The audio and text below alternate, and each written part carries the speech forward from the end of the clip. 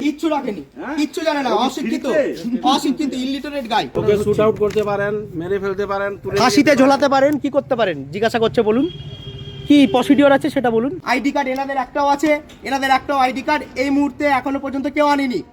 যে মায়ের নামে লোন, মায়ের কাছে কেন যায় না? ওই কেন আপনি চিল্লাচ্ছেন?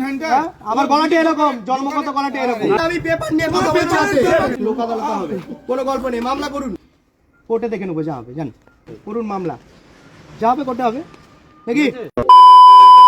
নমস্কার, আমি আইনজীবী সাহিল। আগের দিন রাতে একটা ঘটনা ঘটে গেছে, খুব একটা মর্মান্তিক ঘটনা এবং বেআইনি ঘটনা।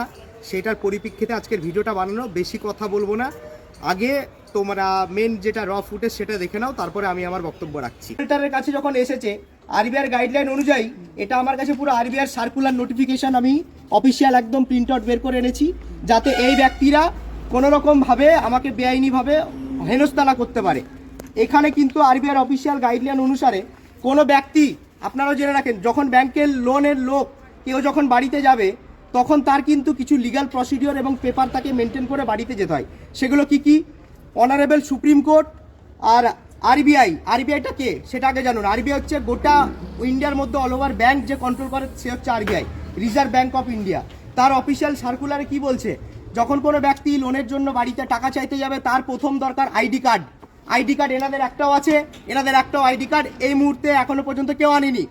তারপরে হচ্ছে অথরাইজেশন লেটার, অথরাইজেশন কেউ এনেছে, কেউ দেখাতে পারেনি। তারপর হচ্ছে ব্যাংকের নোটিশ কেউ এখনো পর্যন্ত দেখাতে পারেনি। এইগুলো না মেনটেন করে তাহলে বাড়িতে এসেছে, তাহলে এদেরকে আমি চোর বলবো না, গুন্ডা বলবো না, ডাকাত বলবো? আমি কি করে আইডেন্টিফাই করবো সেটা? আমি কি করে আইডেন্টিফাই করবো আপনি ব্যাংকের লোক? তার জন্য আপনি আমাকে প্রমাণপত্র দেখাবেন তো? আমাকে নয়, ওনাকে তো দেখাবেন। তোমরা ভালো করে দেখতে পেলে যখন আমি টুডা পয়েন্ট কথা বললাম, আরবিআইয়ের পুরো যেটা নোটিফিকেশন, যেটা আরবিআইয়ের গাইডলাইন, আমি পুরো আরবিআইয়ের অফিসিয়াল ওয়েবসাইট থেকে ডাউনলোড করে প্রিন্ট আউট করে হাতে নিয়ে দাঁড়িয়েছিলাম। তোমরা দেখতে পেলে সেটা আমি স্ক্রিনে অ্যাটাচও করে দেবো যদি দরকার পড়ে। তাহলে আমি যখন টুডা ল পয়েন্টে কথা বলেছি, একটাও কথা বলতে পারছে না কোন দালাল এক দালাল আর এক দালালকে না কাকে ফোন করছে। ব্যাংকের লোক জানেই না কি যে ব্যাংকের অ্যাকচুয়ালি সিস্টেমটা কি, আরবিআইয়ের সিস্টেম কি সেটাই জানে না। আর বাড়িতে মুখ উঠিয়ে দালালের মতন পয়সা চাইতে দালালের মতন বাড়িতে চলে এসেছে। মানে গ্রামের লোকরা অতটা বেশি জানে না, গ্রামের লোকদের উপর পুরো সিংহর মতন এরা অ্যাটাক করে। আগের ইএমআইটা আমার যে ক্লায়েন্ট ছিল সে দিতে পারেনি, সারা দিন সারা রাত ধর্নায় বসেছে। এগুলো কিন্তু একদম বেআইনি, মানসিকভাবে টর্চার করেছে, পাড়ার লোকের কাছে গিয়ে অপমান করেছে, ডিফেম করেছে এবং মানসিকভাবে টর্চার করার পরেও শারীরিক টর্চার করারও চেষ্টা করেছিল। এত কিছু টর্চার আমার মক্কেল সহ্য না করতে পেরে আগের মাসের ইএমআইটা জোর জবস্তি ওরা কিন্তু নিয়েছে, একদম জোর জবস্তি বলপূর্বক নেওয়ার চেষ্টা করেছিল, ঠিক আছে। কিন্তু এইবার আমার মক্কেল যখন হেনস্থার শিকার হয়, আমি পুরো অন দ্য স্পট যাই, তখন এর মুখে দেখো কোনো কথা নাই। যখন আমি আরবিআইয়ের গাইডলাইন দেখাচ্ছি, তখন মুখে একটা কথা নাই। আপনি ব্যাংকের লোক, তার জন্য আপনি আমাকে প্রমাণপত্র দেখাবেন তো? আমাকে নাই, ওনাকে তো দেখাবেন। আমি কেউ না, আমি লোনও নিই না, আমি জানিও না। হ্যাঁ, উনি জানেন কি জানেন না জিজ্ঞেস করুন। আমি কি করে বুঝবো? আপনি জিজ্ঞেস করুন উনাকে, উনি জানেন কি জানেন না। উনি জানেন কি জানেন না, উনি জানেন কি জানেন না জিজ্ঞেস করুন। কিন্তু আরবিআই জিজ্ঞেস করুন উনাকে। আপনি ওনাকে চেনেন? চেনেন না। গল্প শেষ। তাহলে এই ব্যক্তি এই যে বাড়িতে ইল্লিগালি যদি ঢোকে, তাহলে আমরা তো চুরির মামলা দিতে পারি। তাহলে আপনি আপনি লিগ্যাল নোটিশ পাঠাতে পারেন, লোক আদালত থেকে নোটিশ পাঠাতে পারেন, সেটা কোর্ট হাকিম জাজ বুঝে নেবে। এভাবে ইল্লিগালি মাস শেষ হবে তারপরে ডিফল্টার আইনি তাহলে এসছেন কেন? ও কি করে লাগবে না, কিস্তি না দিতে পারলে কি করবেন? বুনিয়াদপুরে সেটা কিস্তি লাগবে তো, না দিতে পারলে কি করবেন? আপনি না দিতে পারলে কি করবেন? বসেই থাকবে। বলছে টাকা দিতে না পারলে বসেই থাকবো, মানে ওরা ধর্নায় বসে থাকবে, যেটা আগের বার করেছিল ওরা। ধর্নায় বসে থাকা মানে সকাল 6টায় আসবে, রাত 10টা পর্যন্ত বসে থাকবে, এগুলো কিন্তু পুরোপুরি বেআইনি। সন্ধ্যে 7টার পরে কেউ ধর্না কি কেউ দাঁড়াতেই পারে না, এটা হচ্ছে ব্যাংকের রুলস, আরবিআইয়ের রুলস হচ্ছে এটা কি যে সন্ধ্যে 7টা হয়ে গেল মানে ব্যাংকের লোক আপনাকে না ফোন করতে পারে, না কন্ট্যাক্ট করতে পারে, না আপনার বাড়িতে যেতে পারে। মুখ উঠিয়ে বাড়িতে চলে এসছে, পয়সা চাইতে কোনো কাগজপত্র নাই, যাতা ভেবে নিয়েছে নাকি বসেই থাকবে। এগুলো কি আরবিআইয়ের গাইডলাইন? কিস্তি দিতে পারবে না বা কোনো ফেয়ার প্র্যাকটিস কোড বলে তো কিছুই মানেন না আপনারা। কিছু কিসের লয়ার?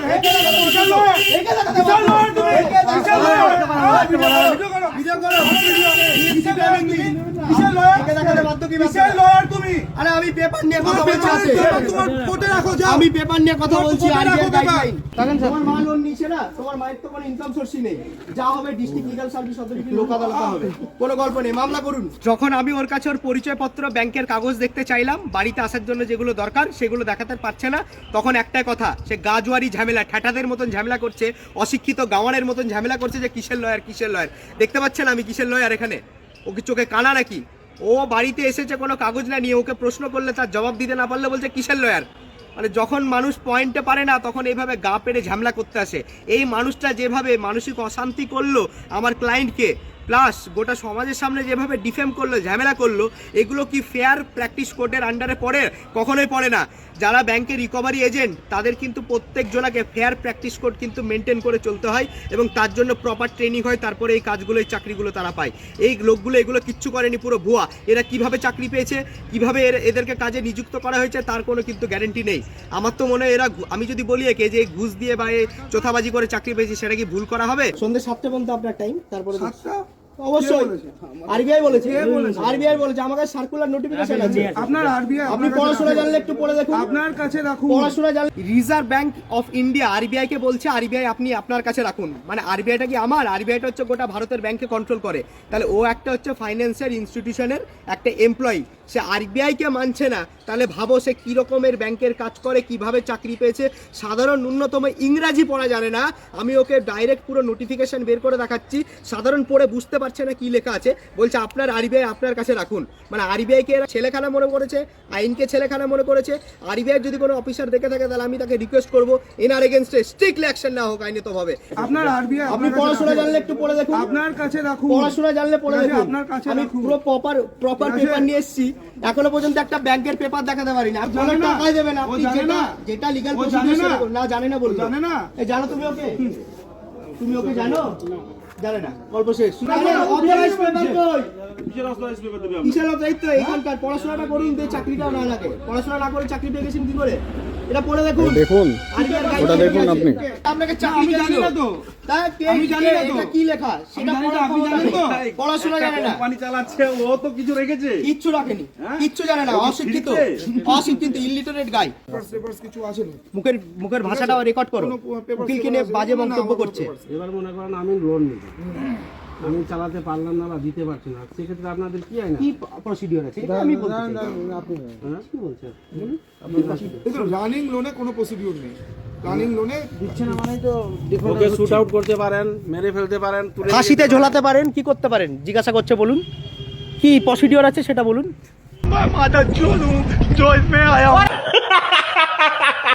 কি প্রসিডিওর আছে সেটা বলুন। আপনার তো জানা, আপনি তো বিরাট বড় হুনু, একটু আগে আমাকে বললেন। উল্টাপাল্টা কথা বলেন না। হ্যাঁ, আপনি এখন কি বলছেন? কেউ লোন দিচ্ছে না, এক্স্যাক্টলি আমাদের কাছে এখন এরকম কোনো রিকভারি পদ্ধতি, তার কাছে প্রেসারাইজড করেই আমাদের লোন নিতে হবে। আমাদের কাছে এখন এরকম কোনো রিকভারি পদ্ধতি, তার কাছে প্রেসারাইজড করেই আমাদের লোন নিতে হবে। বেশি আলবাল বকলে না কানের গোড়া একটা থাবড়া মারবো। বলছে আমাদেরকে প্রেশারাইজ করে টাকা নিতে হবে, এই ছাড়া কোনো পদ্ধতি নেই, কোনো প্রসিডিওর নেই। তাহলে এরা আরবিআইয়ের গাইডলাইনের ব্যাপারে কোনো কিছু জানে? এদের দায়িত্ব, এদের কথা হচ্ছে এটাই, তুই টাকা দিবি না, তোকে দরকার হলে মেরে হলে টাকা নিয়ে যাবো। তুই টাকা দিবি না, তোর বাড়িতে ধন্যায় বসে পাড়ার লোককে তোর বদনাম করে টাকা নিয়ে যাবো। তুই টাকা দিবি না, যেভাবে তোর মান সম্মান নিয়ে খেলা করা উচিত, তোকে যেভাবে মানসিকভাবে টর্চার করা উচিত সেইভাবে আমি টাকা নিয়ে যাবো। এদের বক্তব্য হচ্ছে এটা, এদের কাছে কোনো লিগাল প্রসিডিওর নেই। এটা কে বলেছে? লিগাল প্রসিডিওর নেই। প্রতিটা জিনিসের লিগাল প্রসিডিওর আছে, আর এদের কাছে লিগাল প্রসিডিওর নেই। এদেরকে যখন প্রশ্ন করা হচ্ছে আপনি বাড়িতে এসেও যখন কোনো ব্যক্তি আপনাকে টাকা দিতে পারবে না, তখন আপনার করণীয়টা কি, তার কোনো জবাব নেই, বেআইনি জবাব দিচ্ছে। মানে নিজে দেখো কিভাবে ভায়োলেন্স প্রমোট করছে। পদ্ধতি কিছু নেই এখানে, এখানে কোনো পদ্ধতি নেই, এখানে কোনো পদ্ধতি বড় নেই। মিথ্যে, কত বড় মিথ্যে কথা বলছে কোনো পদ্ধতি নাই। তাহলে আদালতটাকে এমনি বসে আছে? হ্যাঁ, আদালতটা এমনি মুড়ি ভাজতে বসে আছে জজ সাহেবরা, পদ্ধতি নাই। সামনে ওই উনিও আমাদের কাস্টমার, জজ সাহেবরা মুড়ি খেতে আসে কোর্টে, পদ্ধতি নাই। হ্যাঁ, বলুন তো কোনোদিন ওনার সাথে দুটো কথা হয়েছে? অশিক্ষিত লোক এরা, মানে চাকরি বাকরি কিভাবে পেয়েছে আমি জানি না, এত বাজে মুখের ভাষা। ঠিক আছে, যদি কোনো আইনি থাকে ব্যবস্থা, আপনারা ব্যবস্থা নিন। এভাবে দোকানে এসে হট্টগোল করে এভাবে কিন্তু আসবেন না। আমি একমত আপনার সাথে আমি একমত। কোনো লিগ্যাল প্রসিডিউর আর এটা প্রথম বলে গেলাম, এটা লাস্ট বলে যাচ্ছে, এইভাবে আসবেন লিগ্যাল অ্যাকশন নিন, কোর্টে দেখে নেবো যা হবে। জান, খোলা রাস্তা আছে, চলে যান। দিচ্ছে না, কি প্রসিডিওর আছে আপনাদের, কি নিয়ম আছে, কি কি আছে আপনার, করুন মামলা, যা হবে কোর্টে হবে। নাকি? দল দলে আমাদের গ্রুপে আসতে হবে না। আমি একা এসছি, আমি একা এসছি, এরা 5-7 জন এসছে। পাবে কি টাকা তোর কাছে? টাকা পাবে না, কিস্তি পাবে এমনিতে। কিস্তি পাবে, ঠিক আছে? কে নিয়েছিল লোন? মা নিয়েছিল। মায়ের কাছে কেন যাচ্ছে না? মায়ের কাছে কেন যাচ্ছেন না, এটা সব থেকে প্রথম প্রশ্ন আবারও, হ্যাঁ? যে মায়ের নামে লোন মায়ের কাছে কেন যায় না? ওই কারণ মায়ের টাকা নেই। কেন আপনি চিল্লাচ্ছেন হ্যান্ডটা? হ্যাঁ? আমার গলাটি এরকম, জন্মগত গলাটি এরকম। ওই ছেলেটাকে হ্যারেস করার পরে ছেলেটা আমার সাথে কন্ট্যাক্ট করে এবং আমাকে ডাকে কি যে দাদা আমি এরকম অবস্থায় পড়ে আছি, তুমি দাদা এসে কোনো রকম ভাবে আমাকে রক্ষা করো, আমার কাছে গরিব মানুষ, আমার কাছে টাকা পয়সা নেই। লোনটা অ্যাকচুয়ালি ওর মায়ের নামে নেওয়া, মায়ের খুব শারীরিক কন্ডিশন খারাপ, সেজন্য ওর মা কাজ করার জন্য ক্যাপিবালি না, না কোনো চাকরি আছে না কোনো কাজ আছে, তাহলে সেই ব্যক্তি লোনের টাকা দিবে কি করে? আমি যখন সেই ব্যক্তির পাশে গিয়ে দাঁড়িয়ে ডিফেন্ড করতে যাই, আমি অ্যাজ এ লয়ার, আমাকে কনস্টিটিউশন রাইট দিয়েছে কোনো ব্যক্তিকে আমি ডিফেন্ড করতেই পারি। এরা ভেবেছে আমরা আইন হাতে তুলে যেভাবে গুন্ডা গাদ্দি করে যেভাবে হোক বাড়িতে গিয়ে দরকার হলে মানসিক অত্যাচার করে টর্চার করে গায়ে হাত তুলে হলেও এরা টাকা নিয়ে যাবে, এমন হচ্ছে ব্যক্তি। কোনো ব্যক্তি যদি টাকা না থাকে তার জন্য লিগ্যাল প্রসিডিওর আছে, সেখানে সেটেলমেন্টের অপশন আছে, তাহলে এইগুলো এরা করতে দেবে না। কারণ কি, এরা বাড়িতে এসে যদি টাকা তুলে নিয়ে গিয়ে কোম্পানির হাতে টাকা সাবমিট করতে পারে তাহলে এরা কমিশন পাবে। এদের এই দালালি কমিশনের জন্য এরা বাড়িতে গিয়ে এইভাবে ধর্নায় বসে আর বেআইনি ভাবে টর্চার করছে। ঠিক আছে, আমরা বলে দিলাম এই ছেলের সঙ্গে কোনো কথা বলবেন না, বাড়িতেও যাবেন না। যাও, কেটে বলো। আপনি এরকম বিহেভিয়ার কেন করছেন? আপনি এরকম বিহেভিয়ার কেন করছেন? ये मुंह से सुपारी निकाल के बात कर रहे बाबा। রাস্তায় যান, রাস্তায় যান। আপনাদের কোনো আইনি কোনো ব্যবস্থাই নেই, তো আপনাদেরকে তাই করতে হবে।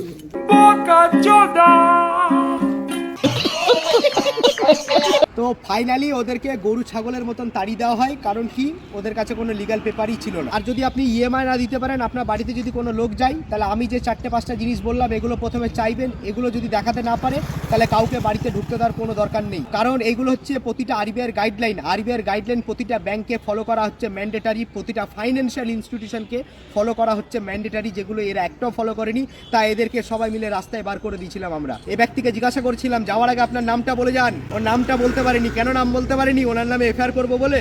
আপনার বাড়িতে যদি কেউ আপনাকে গিয়ে যদি মানসিকভাবে আর শারীরিকভাবে টর্চার করে, আপনি কিন্তু থানায় গিয়ে একটা এফআইআর করতে পারেন। সেই এফআইআর এর বেসিসে এই ব্যক্তি অ্যারেস্ট হবে, এই ব্যক্তির উপর আইনত কারবার করা হবে, যদি সেটা প্রমাণও করতে পারেন এনার কিন্তু জেলও হবে। এবং এই যে লোনটা আছে সেই লোনটাকে সেটেলমেন্ট করার আমি ব্যবস্থা করছি, যা যা করা দরকার। তো আপনি যদি কোথাও লোন নিয়ে থাকেন, আপনার যদি লোনের টাকা দেওয়ার ক্ষমতা না থাকে, আপনার কাছে সেটেলমেন্টের অপশন আছে। কোনো ব্যক্তি যদি সত্যিকারেরই তার ফাইন্যান্সিয়াল অবস্থা খুব বাজে হয়, সে যদি শারীরিক অবস্থাতে ভুগে, শারীরিক কন্ডিশনে ভুগে, তার কাছে সঠিক যদি পেপার থাকে বা কারো যদি ব্যবসা ডুবে যায়, বিভিন্ন লোকের বিভিন্ন প্রবলেম হতেই পারে, সে যদি লোনের টাকা দিতে না পারে তাহলে তার জন্য কিন্তু সেটেলমেন্টের অপশন আছে। আপনারা সেটেলমেন্টের জন্য ভালো একটা উকিলবাবুর সাথে সেটেলমেন্ট করার জন্য কনসাল্টও করতে পারেন। আর যদি কারোর কোনো রকম আইনতভাবে কোনো কিছু জানার থাকে বা কোনো লিগ্যাল কোয়ারিজ থাকে, তাহলে আমার সাথে কন্ট্যাক্ট করতে পারো। আমি যতটা পারবো তোমাদেরকে সহায়তা করার চেষ্টা করব।